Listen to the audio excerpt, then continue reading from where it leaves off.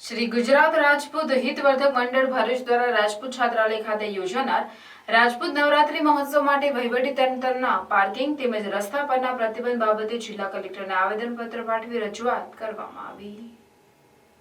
શ્રી ગુજરાત રાજપૂત હિતવર્ધક મંડળ ભરૂચ દ્વારા પાઠવવામાં આવેલ આવેદનપત્રમાં જણાવાયું છે કે મહારાણા પ્રતાપના રાજપૂત છાત્રાલયના ગ્રાઉન્ડ પર હોસ્ટેલ ગ્રાઉન્ડની બાજુમાં સંસ્થાની મહિલા સમિતિ દ્વારા નવરાત્રીમાં માતાજીની આરાધના માટે છેલ્લા 7 વર્ષથી આયોજન કરવામાં આવી રહ્યું છે। સામાજિક સલામતી સાથે સમાજની માતા બહેનો યુવાનો તથા વડીલો માતાજીની આરાધના કરે તે માટે સુનિશ્ચિત આયોજન કરવામાં આવે છે, જેમાં ગ્રાઉન્ડ નાનું હોવાના કારણે હોસ્ટેલ ગ્રાઉન્ડનો ઉપયોગ પાર્કિંગ માટે દર વર્ષે કરવામાં આવે છે। આ વર્ષે પણ રાબેતા મુજબ નવરાત્રી પર્વ નિમિત્તે મહિલા પાંખ દ્વારા રાજપૂત નવરાત્રી મહોત્સવનું આયોજન કરવામાં આવેલ છે, પરંતુ આ વર્ષે બિલકુલ બાજુમાં આવેલ હોસ્ટેલ ગ્રાઉન્ડ ખાતે પોલીસ વેલફેર સોસાયટી દ્વારા પણ જાહેર નવરાત્રી મહોત્સવનું આયોજન કરવામાં આવેલ છે, જેથી રાજપૂત છાત્રાલયમાં આયોજિત ગરબા માટે વાહનોના પાર્કિંગનો પ્રશ્ન ઉપસ્થિત થયો છે। અગાઉના વર્ષોમાં જે સ્થળે પાર્કિંગનું આયોજન કરવામાં આવ્યું હતું તે જગ્યાએ આ વર્ષે પણ પાર્કિંગ થાય જે માટે પ્રયોજન કરવા રજૂઆત કરવામાં આવી છે। તો સંસ્થાના મુખ્ય દ્વારનો રસ્તો એટલે કે આઈસીઆઈસીઆઈ બેંકથી કલા મંદિર જ્વેલર્સનો રસ્તો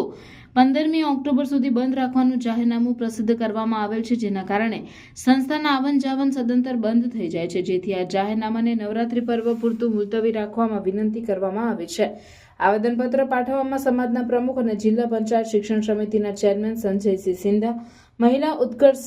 સમિતિના પ્રમુખ અને પાલિકા પૂર્વ પ્રમુખ ઇન્દિરાબેન રાજ, પૂર્વ જિલ્લા પંચાયત સભ્ય ઇન્દ્રજીતસિંહ પરમાર તેમજ અન્ય હોદ્દેદારો અને પરિવારજનો ઉપસ્થિત રહ્યા હતા। જે અમારું વર્ષોથી અમે જે ગ્રાઉન્ડની અંદર જે ટ્રાફિક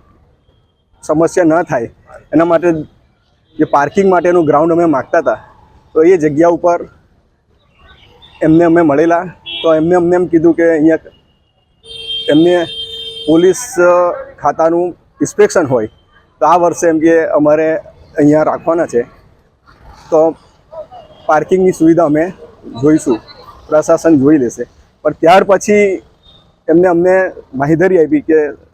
પાર્કિંગમાં કોઈ તકલીફ નહીં થાય। પછી પાછું એક પરિસ્થિતિ એવી બી થઈ કે કલેક્ટર સાહેબ એક જાહેરનામું પાડ્યું, એમાં કલા મંદિરથી બ્લોક નાખવાના હોય તો એમને 15 ઓક્ટોબર સુધીનું જાહેરનામું પાડી દીધું। હવે આખું ભરૂચની ભૌગોલિક પરિસ્થિતિ એવી છે કે ટ્રાફિકની ખૂબ સમસ્યા છે, તો એ સમસ્યાને હલ કરવા માટે જો આ રસ્તા બંધ થઈ જાય તો એમને પણ તકલીફ પડે, પાર્કિંગની પડે, અને અવરજવર કરવા માટે પબ્લિકને બી તકલીફ ઊભી થાય। એ તકલીફ દૂર કરવા માટે આજે અમે આવેદનપત્ર કલેક્ટર સાહેબને આપ્યું છે, અને અમને વિશ્વાસ છે પ્રશાસન ઉપર, અને અમને ખાતરી પણ આપી છે કે અમે યોગ્ય આનો નિકાલ કરીને ટ્રાફિકની સમસ્યા હલ થાય। અમે રિક્વેસ્ટ એવી કરી છે કે દશેરા સુધી સાહેબ અને 10 દિવસ લેટ લઈ જાઓ તો લોકોનો પ્રશ્ન હલ થઈ જાય। રાજપૂત હિતવર્ધક મંડળની અંદર અમારું રાજપૂત મહિલા ઉત્કર્ષ મંડળ ચાલે છે। અમે 7 વર્ષથી બધી બહેનો ગરબા કરાવીએ છીએ, એમાં ભાઈઓનો પણ પૂરો સાથ સહકાર છે। આ વખતે પ્રશ્ન એ થયો કે ગરબા માટે અમે એસપી સાહેબને મળવા ગયા હતા, પણ પોલીસ ડિપાર્ટમેન્ટ તરફથી પણ ગરબા હોસ્ટેલ ગ્રાઉન્ડ પર રાખવામાં આવ્યા છે। હવે વર્ષોથી અમારે તે ગામડામાંથી પણ અમારા ભાઈઓ બહેનો